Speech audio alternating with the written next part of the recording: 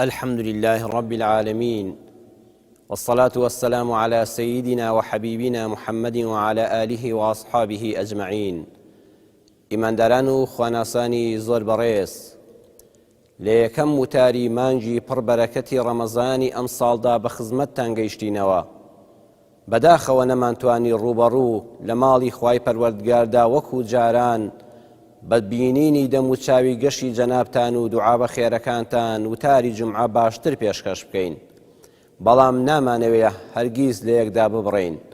بەویستی خوای پەروەردگار وتاری جومعەتان پێشکەش دەکەین لە کاتێکە هەموو جیهان بەگشتی سەر تا سەر و ئێمەش وەکو بەشێک لە مرۆڤایەتی لە هەرێمی کوردستاندا گرفتارین بەدەست کێشە تەندروستی و جەستەییەکانەوە، بەدەست کۆمەڵێک نەخۆشیەوە، بەتایبەت بوونی ڤایرۆسی کۆڕۆنا کە ئێشتاش مەترسیەکانی ماوە، هەروەها بوونی بارێکی ئابووری و دارایی ناڕەحەت بۆ سەر زۆربەی زۆری ژیانی هاوڵاتیانی وڵاتی ئێمە کە بەڕاستی گرفتێکی ناڕەحەتە. تەنانەت ئینسانی مسڵمانی بەویژدان ئەگەر خۆشی لە هیچی کەم نەبێ، کاتێک کە بیر دەکاتەوە موچە خۆران وەکو پێویست نادرێ و زۆر دواکەوتووە بەداخەوە.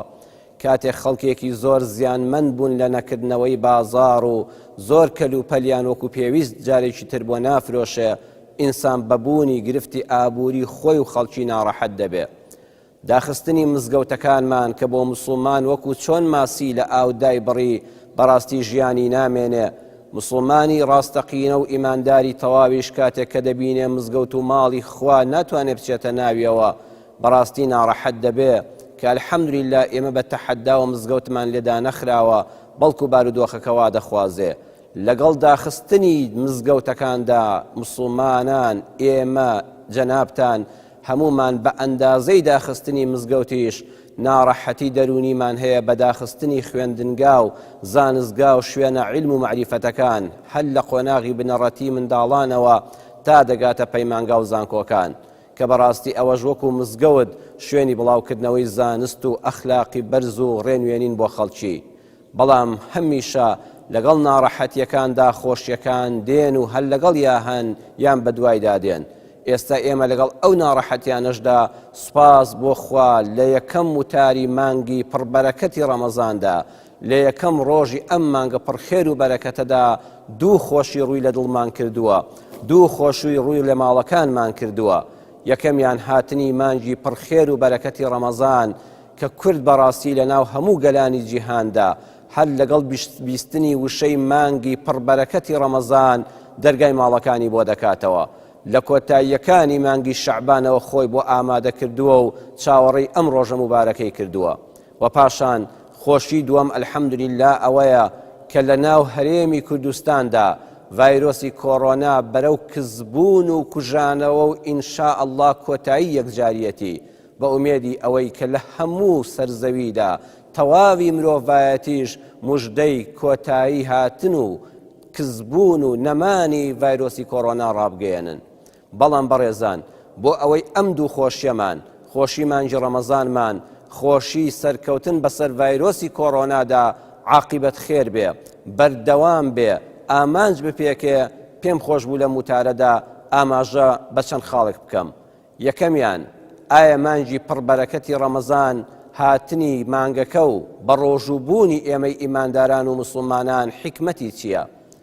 ئایا ڕۆژوگرتن تەنها بریتیە لەوەی کە ئینسان نان و ئاو نەخوا، پارشێ و بەربانگی هەبێ و تێکچوونی ژەمەکانی خواردنی وەکو جاران نەبێ؟ ناگەورەتر لەوەیە، دەچینە خزمەت قورئان لە مانگی قورئاندا. خوای پەروەردگار دەفەرمێ یا ئەیها الذین آمنوا كتب عليكم الصيام كما كتب على الذين من قبلكم لعلكم تتقون. سورة البقرة آية 183. خوای پەروەردگار دەفەرمێ ئەی ئیمانداران، بەویستی خوا ئێمە لە ئیماندارانین، خوا لەگەڵ ئێمەیەتی، لەگەڵ ئومەتی محەممەدی مستەفایەتی صلی الله عليه وسلم. ڕۆژوتان لەسەر فەرز کراوە، ڕۆژوو ڕوکنی ئیسلامە و فەرزە لەسەرمان، بەڵام ئەم ڕۆژوە هەر بۆ ئێمە نەبووە، ئومەتانی پێش ئێوەش، پێش ئومەتی محەممەد صلی الله عليه وسلم، ئومەتانی پێشوش لە مسلمانان و ئیمانداران ڕۆژویان لەسەر فەرز کراوە. ئایا حکمت لە ڕۆژوودا چییە؟ ئەگەر ئینسان بەڕاستی دەیەوێت جوان پێشوازی ڕەمەزان بکە ڕۆژوویەکی شەرعیانە بگرێ ئەبێ فەلسەفەکەی بزانێ و حکمەتەکەی خوا دیاری کردووە خۆی فەرمووی لەعەلەکم تەتەقون بۆ ئەوەی کەوا تەقوادار بن. جال تەقوا تەفسیری یەکجار زۆری هەیە. ئێمەی کورزبان زاناکانی خۆمان جوانترین تەفسیریان بۆ قورئان کردووە. بۆ وشەی لەعەلەکم تەتەقون دەچینە خزمەت زانای بەناوبانگی ئیسلام خوای گەورە لە بەهەشتا دەرەجەی بەرزتر کاتەوە. مامۆستا مەلا محەممەدی جەلیزادەی گەورەی کۆیە مەلای گەورەی کۆیە لە تەفسیرەکەیدا تەفسیری کوردی باسی ئەم ئایەتە لەعەلەکم تەتەقونمان ئاوا بۆ دەکا. دەفەرمێ خوای گەورە ڕۆژووی لەسەر فەرزکردوون تا ئێوە خۆ پارێزن لە کۆمەڵێک شت. بەڕاستی ڕۆژوانی ڕاستەقینە دەبێت ئەمانەی تێدا بێ. خۆ پاراستن لە چێژی حەڵاڵیش تۆ خێزانی حەڵاڵی خۆشت خۆی لێ دەپارێزی چ جای ئەوەی نەزەر بکەی لە ڕەمەزاندا لە کەسانێکی نامەحرەم کە خوا هەمیشە قەدەغی کردووەتە تێڕوانینی حرام بۆیان کە ئینسان جیماعی شەرعی لە بینی پارشێ و بەربانگا لەگەڵ خێزانی حەڵاڵی خۆیدا ناکە چ جای ئەوەی کەوا ناپاکی لەگەڵ ئافرەتانێکی تردا بکە کە بغەیری ڕەمەزانیش لێ حرامن. خۆپاراستنە لە نەوسنی ئەیمانداران ڕۆژوو لەسەرتان فەرز کرا با ئیرادەتان دەرکەوێ. ئینسان کە هەمیشە تێربێ گەورەی دەرناکەوێت لە تینوێتیدا خۆی ڕاگرێ. گەورەی ئینسانێک لەوەدا دەردەکەوێت کە برسیەتی وا ئێوارە هاتووە و پارەشی پێ و دەتوانێت خواردنی زۆریش بکڕێ. خوا دەفەرمێ نەوسن مەبە تۆ زۆر گەورەی خۆت بنوێنە. نەوسنی ئەوەیە دڵت بە هەزار شوێنە بڕوا و بیر بکەیتەوە لە بەیانێ و ئێوارە چی بخۆی لە نیوەڕۆوە هەزار خواردن بیانێ بیری خۆتەوە چی ئامادەکەی خۆت پارێزی لە چڵێسی. جا چڵێسی لەگەڵ نەوسنی لە کوردیدا جیاوازیان ئەوەیە نەوسن حەزی بۆ زۆر شت دەچێ چڵێس هەمویان ئامادە دەکات بە چەند قاتەوە هیوا هەیە دەچێتە بازار واللهی ئەو شتانەی کە دەیانکڕێ بۆ بەربانگ نیوەی هەر فڕێ دەدرێ خەسار دەبێ بە کەڵکی ڕۆژی دواتریش نایە بەڵام نەفسی داوای کردووە نەوسن بۆ و چڵێسیش بووە. ئێمە با لە ڕەمەزانە کارێکی وا بکەین بازار نەشڕەژێنین بۆ دەبێت لە کوردستانی خۆماندا هەرکەوتیان ڕەمەزانی پیرۆز هات یەکسەر شتیش لە بازار گران ببێ. توخوا تۆ کیلۆیە شیرینی مەکڕە نیو کیلۆژ مەکڕە بە ڕوبع کیلۆیە کافیە. دوو دانە مەخۆ یەک پارچەی بچکۆلە بخۆ بەخوا کافیە. با دووش لەسەر سفرەکە نەبێ با یەک دانە بێ با دوو جۆر گۆژ نەبێ با یەک دانە بێ. شەرت نییە هەموو ڕۆژێ گۆژ لەسەر سفرەت بێ شەرت نییە هەموو ڕۆژێ خواردنەکان شاهانە بێ. ئەگەر هەشتا گەورەی خۆت بنوێنە مانجێکە بۆ ئەوەی نەفست ڕابێنی بیپارێزی لە نەوسنی و لە چڵێسی. بەڵێ خۆشەویستان مانجی پەروەردەکردنی دڵ و دەروونە. ئینسان بە دەرونی بەرز دەبێتە مرۆڤێکی گەورە نەک بەلاشەی گەورە. ڕاستە ڕەمەزان هەر لە ڕووی جەستەیەوە یەکجار پێویستە کە ئینسان موسڵمانیش نەبێ بە ڕۆژوو بێ. هەموو زانایان لەسەر ئەوە ئێستا یەک دەنگن کە ئینسان پێویستە هەفتانە ڕۆژێ بە ڕۆژوو بێ مانگانە چەند ڕۆژێک بە ڕۆژوو بێ. تەواوی زانایانی بواری جەستەی مرۆڤ و هەناوی پێک هاتوون لەسەر ئەوەی واللهی ضرورە ئینسان لە ساڵێکە 3 هەفتە بۆ 4 هەفتە ڕێک ڕۆژەکەی خۆمان مانگێک بە ڕۆژووبی لە ڕۆژی درێژدا لە ڕۆژی زۆر درێژدا چونکە لە 6 سعاتی یەکەمدا کە تۆ بە ڕۆژووی جەستەت هیچی فڕێ نەداوە لە دوای 6-7 سعاتەوە کە برسێتی تینت بۆ دێنێ و تینوێتی تێنت بۆ دێنێ ئەمجا شەکرەی جەستەت کە لە ناوە ساڵێکە خەزنت کردووە ئەو هەموو چەورەی کە چۆتە خانەکانی لەشتە و ژێر پێستی گرتووی و سەرجگەری گرتووی هەمووی دەتوێتەوە سەرفی دەکەی بەڵام وریابە لە بەربانگا جارشکە پڕیان نەکەیتەوە مەغزەنەکان بەڵام لە گەوەش گەورەتر لە بوارە جەستەی یەکەش گەورەتر پەروەردەکردنی دەروونە. ئینسان دەرونێکی گەورەی دەبێت خۆ پاکاتەوە لە ڕەزائیل. پێغەمبەری خوا صلی الله عليه وسلم لە صحیحی بوخاریدا فەرموودەکە هاتووە من لم يدع قول الزور والعمل به فليس لله حاجة في أن يدع طعامه وشرابه. هەر کەسێک خۆی لە قسەی بێ بنەما لە درۆدا لەسا قسە و قسەڵۆگ ئەم لاولا نەپارێزێ واللهی خوای گەورە پێویستی بەوە نییە دەمی خۆی پارێزێ لە نان نەخواردن و لە ئاو نەخواردنەوە. یعنی بەڕێزان ڕۆژوو هەر ئەوە نێت تۆ نان نەخۆی و ئاو نەخۆی وابزانانی ئەگە ئەمەندەت کرد لە پارشێو بۆ بەربانگ نە ئاوت خوارد و نەنانت خوارد ئیتر ڕۆژەکەت تەواوە. پێغەمبەری خوا فەرمووی واجبە لەسەرت بە دووی قسە و قسەڵۆگ نەکەوی خۆل لە قسەی بێ بنەما لە غەیبەت لە بوختان لە باسی ئەم و ئەو نەکەی. بەڕاستی ئەم مانگەوەرن ضرورە بەڕێزان زۆر زۆر زەرورە ئەوەیە کە وریای خۆمان بین. چەندە خەڵک باسی نەکردنەوەی مزگەوت دەکا. من دەڵێم ئەگە دەتەوێت بە ڕۆژ و بێ ڕۆژ و پەیوەندی بە ناو مزگەوتیشەوە نییە. ڕاستە ڕەمەزان و مزگەوت دوانەیەکی لێکدانەبراون، سێوێکن کراون بە دوو کەرتەوە. بەخوا عیبادەت لە مزگەوتا بێجگە لە ئەجرە زۆرەکەی تامە تایبەتیەکەشی هەیە کە بەیەکەوەین. بەڵام وەرە لە ماڵی خۆتا کە بە ڕۆژووی ئەم حەدیثەی پێغەمبەر صلی الله عليه وسلم جێبەجێ بکە، والله بەڕاستی لعلکم تتقون کە خوا لە ڕۆژوە داوای کردووە جێبەجێت کردووە. پێغەمبەری سەرۆرمان صلی الله عليه وسلم فەرمووی ئیاکم والظن فإن الظن أكذب الحديث. خەڵکینە تو خۆتان بپارێزن لە گومانی خراپ بە خەڵک بردن.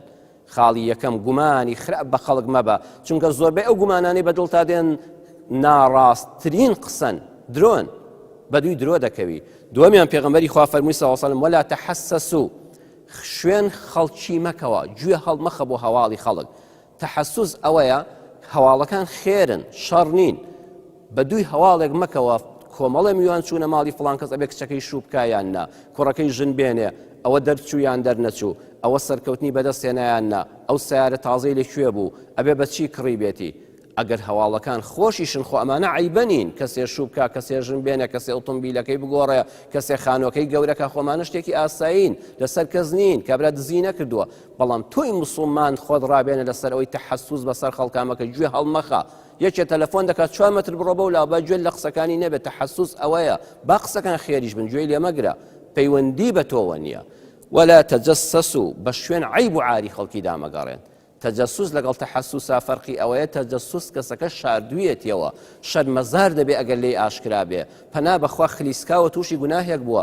تۆی موسڵمان خۆت ڕابێنە قەت بەدووی عیب و عاری خەڵکیدا مەگەڕێ، بۆ ئەوەی بڵاوی کەیتەوە لە فەیسبووکە، لە پەیجا و نازام لە سەر کوێ و لە ناو مەدیسا و بیجێڕێتەوە، ئەزانن فڵان کەس لە هاوسەری جیابەوە، ئەزانن فڵان کەس خێزانەکەی تەڵاقدا، ئەزانن فڵان کەس کچەکەیان نەویست، ئەزانی فڵان کەس زەرەدی کردووە شکر. ئەتر تۆ بۆ پێت خۆش بێ ئەمە کابرا شاردوویەتەوە عیب و عارێکی عایلەی خۆیەتی مشکلەیەکە بەسەریا هاتووە، خواخوایەتی براکەی نەزانێ. تۆی موسڵمان تو خۆکە بە ڕۆژووی واز لەوە بێنە تەجەسوس بەسەر ژیانی خەڵکەوە بکەیت، تەداخل بەسەر عیب و عارەکانی خەڵکیدا مەکە، بەخوا عیب و عارەکانت داپۆشێ. فەرمووی خاڵی سێیەم، خاڵی چوارەم ئەوەیە وەلا تەناجەشوا، ئەگەر چوویە شوێنێکەوە شتێک فرۆشرا تۆ ناتەوێ بیکڕی. ئەمە ئامۆژگاریە بۆ ئەوانەی نووسنگەی زەوی و زاریان هەیە، خانوبەرە دەکڕون و دەفرۆشن، زەوی دەکڕون و دەفرۆشن، ئۆتۆمبیلەکان لە پێشەنگاکاندا چەند کەس ئاوا دەستی دەبڕدرێ. کابرا دەوێ بیکڕێ، ئەوەی تریان شەریکی کابرای فرۆشیاران، کڕیار نییە، ناوێ بیکڕێ، مشتری نییە، ئەڵێ وەڵام من زیاتری پێدەدەم بۆ ئەوەی داماوەکە وا بزانێ وا مشتری حازرێ، ئەگەر ئەم نەیکڕێ لە دەستی دەچێ، خێرا پارەکەی پێدەدا بۆی کە نەکڕدرێ. بەڵام بەرامبەر درۆ دەکا، خستوێتیە چاڵەوە فێڵی لێ کردووە. پێغەمبەری خوا فەرمووی بازاڕ مەشێوێنن لە یەکتر، بازار لە یەکتر مەشێوێنن، یەکتر مەخەنە چاڵەوە، دا و فرت و فێڵ مەنێنەوە، چاوبەستەچی لە کڕین و فرۆشتنە لە یەک مەکەن، بە ئابووری و بازارتان پاک بێ.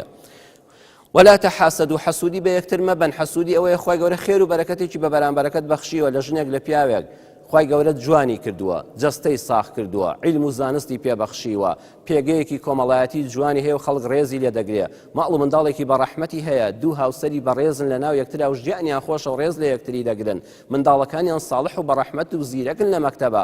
تۆ لە ناخی دڵەوە خۆزگە هیچی نەمایە، خۆزگە لێی پشێوایە، خۆزگە ماڵی وێران بوویایە، خۆزگە ئەو سەرت و سامانەی نەبوویایە. ئەزانی تۆ لە ڕیزی ئیمانداران بەداخەوە خەریکە دەچیتە دەرەوە، هەیە بە ڕۆژووە لە کاتی ڕۆژوودا ئەم خەتەرە خراپانە بەدڵیادێ. والله ڕۆژوو فێرمان دەکا ئەگە ئەمە بەدڵ تا هەر لە خوای گیان تەوبە، چۆن دەمەوێت پەرداخاوەکە بەدەستمەوە والله خۆ بە ڕۆژوو نایخۆمەوە، نابێ خەتەرەکان لە دڵت دەرکەی، حەسوودی بە خەڵک ما بە بڵێ خوایە ئەوەی زیاد کە بۆی، خوایە لە دەریای ڕەحمەتی تۆ کەم نابێتەوە، ئەو جوانیانەش بە من بەخشە، ئەو خۆشیانەش بە من بەخشە، با فڵان کەسیش زۆرتری هەبێ و خوایە ئەوەندەش بە من ببەخشە، چونکە دەرگای ڕەحمەتی تۆ ئەوەندە فراوانە و خەزێنی ڕەحمەت لێی کەم نابێتەوە. ولا تباغضوا، پێغەمبەری خوا فەرمووی ڕقتان لە یەکتر نەبێ. یەک کێشەی بچووکت هەیە چەند ساڵ مەیکە بەڕقێکی گەورە، وردە وردە برینەکە گەورەتر مەکە، ساڕێژیکە. ولا تدابڕوا، فەرمووی پشت لە یەک مەکەن، قسە لە یەکدا مەبڕن، چاڵ بۆ یەکتری هەڵمەکەنن، پلان بۆ یەکتردا، پیلانی ژەهراوی بۆ یەکتر دامەنێن، یەکتر بخەنە کاری خراپەوە. تدابڕ ئەوەیە. ئەی چی بکەین ئەی پێغەمبەری خوا فەرمووی وەکونوا عیباد الله ئیخوانا، دووشت بکەن، بەندەی خوا بن، بەندەی خوا یعنی عیبادەتی خوا بکەن، بیسەلمێنن کە بەندەی ئەڵڵان، بەڵام عیبادەت کاتێک ڕاستە کە ئیخوانا برای یەکتر بن، خوشکی یەکتر بن، خوشک و برای ڕاستەقینەی یەکتر بن. واتە پێغەمبەری خوا صلی الله علیه وسلم فەرمووی ئەگەر دەتەوێت ڕۆژوەوانێکی بەڕاستی بە حەق بی ئەبێ هەموو پیاوان بە برای خۆت، هەموو ئافرەتان بە خوشکی خۆت بزانی، خۆشیەکانیان بەهی خۆت بزانی، ناڕەحەتیەکانیان بەهی خۆت بزانی. جا بەڕێزان فەرمودەکانی پێغەمبەر صلی الله علیه وسلم چەند پڕبەرەکەتن. ئەم بابەتانە لا تدابڕوا لا تباغضوا لا تناجشوا لا تحسسوا لا تجسسوا لە بابی مفاعلە و مشارەکەن. واتە پێغەمبەری خوا صلی الله علیه وسلم دەفەرمێ بەڕێزەکەم ئەگەر کەسێکی جواب و بەرامبەر بە تۆ بەرامبەری وا مەبە. یعنی کەسێ دەزانی حەسوودی بەرامبەر بە تۆ هەیە و چاوی پیسە و لێت دەدا تۆ وا مەبە، تۆ دەرونی خۆت پیس مەکە. کەسێ چاڵی بۆ هەڵکەنی و یەقینت هەبووەوە فڵان کەسە، تۆ بەو کردارە ناشرینەی ئەو مەکە، تۆ ڕۆچ و هەمان کردار ڕەتفیعلی بەرامبەر مەکەوە. کەسێکەوە خەڵەتاندی لە معاملەیەکە تۆ تۆڵەی لێ مەکەوە. وەڵکو نیشانی دە مرۆڤە گەورەکان و پاکەکان و بەڕێزەکان هێشتا ماون. تۆ بوختانت بۆ ماڵ و منداڵ و کچی و کوڕی من کردووە، بەڵام من زمانم دەپارێزم قەت وەک تۆ ناکەم لە کاتێکا دەشتوانم. تۆ لە فەیسبووکە لەسەر منت نووسی و دەتوانم دە ئەوەندە لەسەر بنووسم، بەڵام من خۆم ناهێنمە ئاستی تۆ، بەڵکو مێدەوارم تۆ چاو لە منی گەورە و بەڕێز بکەی بێتەوە سەر ڕێگا ڕاستەکە. مفاعلە و مشارەکەن ئەم بابەتانە پێغەمبەری خوا فەرمووی قەت تۆ نەچێ سەر ڕێگای ئەو، تۆ بە هەڵەکانی ئەو دامەڕۆ. ئەمڕۆ ئێمە هەمومان ماڵوێرانی گومانی خراپین بە یەکتر، بە خەڵکێکی پاک ئەگاگەمان لەو دی و ماڵەکەی نیەچی ڕوودەدا، بەڵام بەڕووکەش چاودێری ماڵی خەڵک دەکەین. چەند کەسەیە ڕەمەزانە و بەڕۆژووە ئافرەتە و لە عەسرەوە لەبەر دەرگا دانیشتۆ مراقبەی ئەم و ئەو دەکا کابرا عەلاقەیەکی پێ دەبێت بۆ چی بێ، ئەم کچە ڕۆیشتە دەرەوە دەبێت نێتی چی بێ، ئەوە تەلەفۆنی بەدەستەوەی خوازان لەگەڵ چ کوڕێکا قسە دەکا و چ نامەحرمێک دەیخەڵەتێنێ. ئەوە تۆ ئاگال لێ نییە، ڕۆژەکەت بەتاڵ کردەوە بەتاڵ، تەنها برسێتی و تینێتیت بۆ مایەوە بەداخەوە. دکتۆر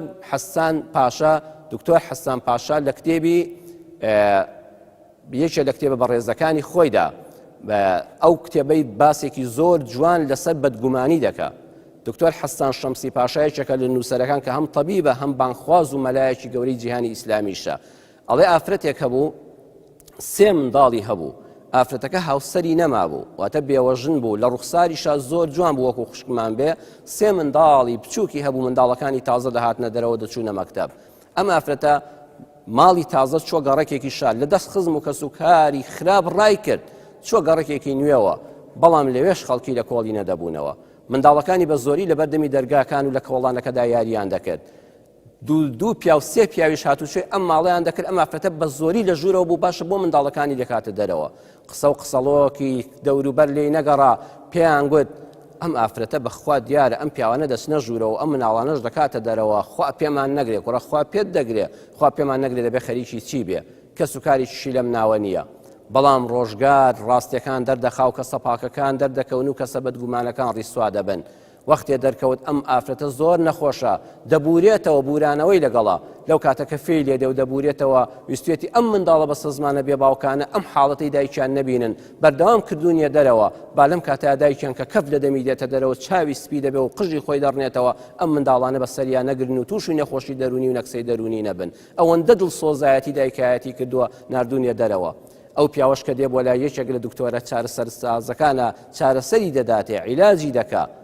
یەکێکی تریشان پارێزەرێکە کە مڵک و ماڵی باوکی ئەم ئافرەتە یەکلایی دەکاتەوە بە شەمیراتەکەی بۆ دێنێ. ئافرەتەکە دوای ماوەیەک بە نەخۆشیەکە دەمرێ و دنیا بەجێ دێڵێ. مەحامیەکە دەڵە خەڵکی گەڕک چێ پیا ماقوڵ و کەسایەتی بەڕێزی ئەم ناوچەیە. ئەم ئافرەتە بەشێکی زۆری پارەکە لە میراتی باوکی وەریگرتووە کە زەرەدیشی لە منداڵەکانی نەداوە، دیاری کردووە بۆ ئەوەی خەستەخانەیەکی گەورە لەم ناوچەیە دروست بکرێ، خەڵکی پێویستی بەوە نەبێ وەکو ئەم دکتۆر بێنێ بۆ ماڵەوە، با نەخۆشخانەکە لە نزیکی ماڵەکان بێ. ئەمجا خەڵکانێک شەرمەزار دەبوون، چ ئافرەتێکی بەڕێز، چ دایکێکی دڵسۆز، چ ئافرەتێکی بەخشندە کە ئەمان ئەم هەموو گومانە خراپەیان پێدەبێت. بۆیە با لە مانجی ڕەمەزاندا ئەگەر دەمانەوێت خۆشی ڕەمەزان واقعاً بێتە ماڵەکانمانەوە، ئەو خاڵانەی کە عەرزم کردن جێبەجێیان بکەین. خاڵی دووەمیان ئەوەیە کە ڤایرۆسی کۆڕۆنا لە کوردستاندا بە تەواوەتی سوپاس بۆ خوا کەس بووە. ئەوە چەند ڕۆژێکە بووە بۆ هەفتەیەک زیاترە کە ئەلحەمدولە هیچ حاڵەتێکی نوێ تۆمار نەکراوە و نەخۆشەکانیشمان بەعام هەمویان سوپاس بۆ ئەڵڵا چاک بوونەوە، خوا ئەوە ڕەحم بە مرۆڤایەتیش بکە. بەڵام بەڕێزان پێویستە بۆی ئەم خۆشیەمان تا سەر بێ ئەم ڕاستیانش بزانین.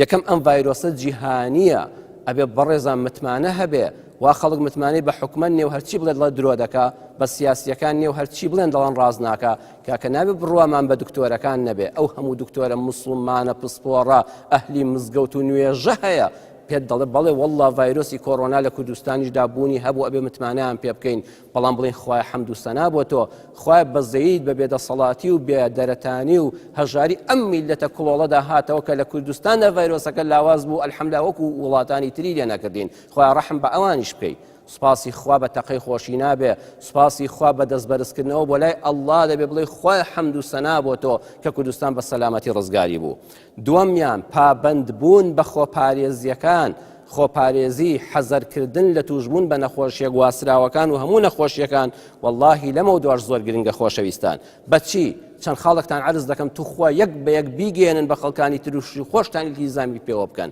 لەمە دواش تەوقە مەکە حتا ڤایرۆسی کۆڕۆنا لە تەواوی جیهانە کۆتایی پێنەیە دەست مەبە بە تەوقەکردن واللهی نازانم خەڵکانێک من ئێستام ڕۆژانە دەبینم وا دەستکێشی لەدەستایە ئێتە خۆی لە دەپارێزیەوە بە دەستکێشەوە دێتەوە قەل لەگەڵا دەکە ئێوە چواعیەکە چ تێگەیشتنێکە هەر دەستکێشەکە لە دەستانە وایە باشتر بوو بەڵام تۆ دەستکێش لە دەستی خۆت کردو بۆ دەستێنی بۆ دەستی من بۆ دەستی فڵان کەس لە مەجلیسا پێوە دەگەڕی تەوقە مەکە ماچکردن وەڵا دەمێکە یەکترمان نەدیوە دوو مانگ دەبێت لە ژوورین باوەشی پیا مەکەوە ئەوە تەواو بوو کۆتایی پێهات ماچکردن و باوەش پێداکردن میوانداری وەڵام بەیانی منداڵێکی تووشی نەخۆشیێک بێڵەکەکەوە نەخۆشیەکە ڕزگارمان بوو بۆ فڵان کەس دیارە 50 ماڵی تریشی کردو نەخۆشیەکەی هێنایە ماڵی ئێمەش واز بێنە تا ئەم بابەتە کۆتایی پێنایە لە جیهانە میوانداریەکردن و سەردانیکردن و تێکەڵاوی عایلەیش با نەبێ کۆتایی پێبێنە تەعزیە بە هیچ شێوەیەک ئەوەی مسلمانی ڕۆشنبیری تێگەیشتو بێت لەسەر قەبرانیش نابێت تەوقەکردن هەبێ نابێ ئەم لاولای ماچکردنی کە سوکاری مردوو هەبێت لە دوورەوە بڵێ خوا سەبووریت بدا فاتیحایەکی بخوێنە دوعایەکی خێر